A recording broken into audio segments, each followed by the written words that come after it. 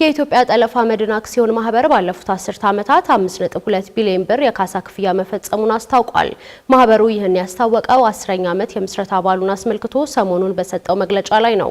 ማህበሩ በሀገር ውስጥ የሚገኙ 18 እንዲሁም ከኢትዮጵያ ውጭ ያሉ 21 የኢንሹራንስ ኩባንያዎችን ጨምሮ በአጠቃላይ 39 ለሚሆኑ ተቋማት የጠለፋ መድን ሽፋን እየሰጠ መሆኑን ገልጿል። ሰላማዊት ጌታሰው ተጨማሪ አላት።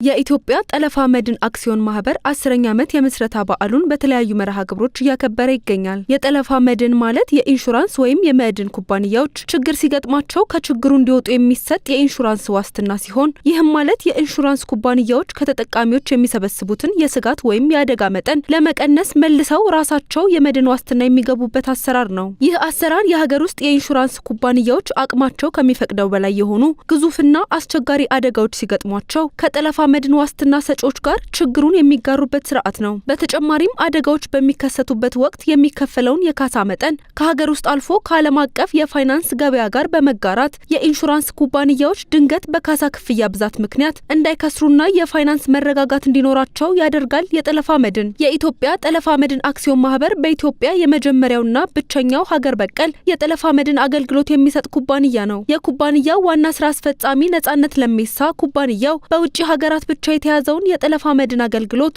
ወደ ሀገር ውስጥ ለማስገባት ታስቦ መመስረቱን ያነሳሉ። ኢትዮሪ ሲቋቋም እንግዲህ ዓላማ አድርጎ የተነሳው አንደኛ በኢትዮጵያ ውስጥ የኢንሹራንስ የሚያስፈልጋቸውን የስጋት አይነቶችን እነዚህን ለመሸከም በተለይ በአብዛኛው የጠለፋ ዋስትና የሚሰጠው በውጪ የጠለፋ ዋስትና ኩባንያዎች ነው። ስለዚህ ደግሞ ለውጪ የጠለፋ ዋስትናዎች የምንከፍለው በውጪ ምንዛሪ ነው። ይሄንን ወደ ውጪ የሚወጣው የውጪ ምንዛሪ እንዲቀንስ ለማድረግ በተቻለ መጠን በሀገር ውስጥ ሊሰጥ የሚችሉ በብር ሽፋን መስጠት የሚችልበት ሁኔታ ለማመቻቸት ዓላማ አድርጎ የተነሳ ነው። ሌላው ደግሞ የመስጠት አቅም እያደገ እንዲሄድ በሀገር ውስጥ የማስቀረት ሽፋን የመስጠት የተለያዩ ከሀገሪቷ ተጨባጭ ሁኔታ ጋር የሚሄዱ የዋስትና አይነቶችን ለመስጠት እነዚህን አቅሞች ለማሳደግ የተቋቋመ ነው። ማህበሩ በሀገር ውስጥ የሚገኙ 18 እንዲሁም ከኢትዮጵያ ውጭ ያሉ 21 የኢንሹራንስ ኩባንያዎችን ጨምሮ በአጠቃላይ 39 ለሚሆኑ ተቋማት የጠለፋ መድን ሽፋን እየሰጠ መሆኑን ገልጿል። ከነዚህ የአፍሪካ ሀገራት መካከልም ኬንያ፣ ሩዋንዳ፣ ዛምቢያ፣ ዩጋንዳና ሱዳን ይገኙበታል። ዋና ስራ አስፈጻሚው የኩባንያው አጠቃላይ ሀብት ከ10 ዓመታት በፊት ሲመሰረት ከነበረበት 546 ሚሊዮን ብር በመነሳት በአሁኑ ወቅት 5.2 ቢሊዮን ብር መድረሱን ተናግረዋል። የማህበሩ የተከፈለ ካፒታልም 2.4 ቢሊዮን ብር መድረሱን የገለጹት ዋና ስራ አስፈጻሚው ባለፉት 10 ዓመታት 5.2 ቢሊዮን ብር የካሳ ክፍያ መፈጸሙን ተናግረዋል። ንብረት ያፈራቸው ንብረቶች ወይም ጠቅላላ ሀብቱ ሲጀምር 546 ሚሊዮን አካባቢ ነው የነበረው። በአሁኑ ወቅት 5.2 ቢሊዮን ደርሷል። የተከፈለ ካፒታሉ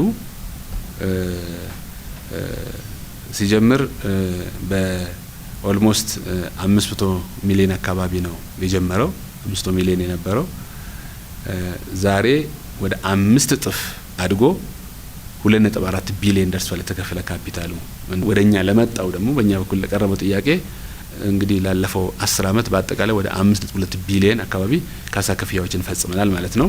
በተጨማሪም ኩባንያው በሀገሪቱ ውስጥ በሚከሰቱ የጸጥታ ችግሮች ምክንያት ዋስትናዎች በሚገደቡበትና ቅድመ ሁኔታዎችን በሚያስቀምጡበት ወቅት ተጨባጭ ሁኔታውን መሰረት በማድረግ የሽፋን ዋስትናዎችን እንደሚሰጥ ነው የተገለጸው። በተለያዩ ጠለፋ ዋስትና ሰጪዎች ሽፋን የማይሰጣቸው አንዳንድ ጊዜ የሚያጋጥሙ አሉ።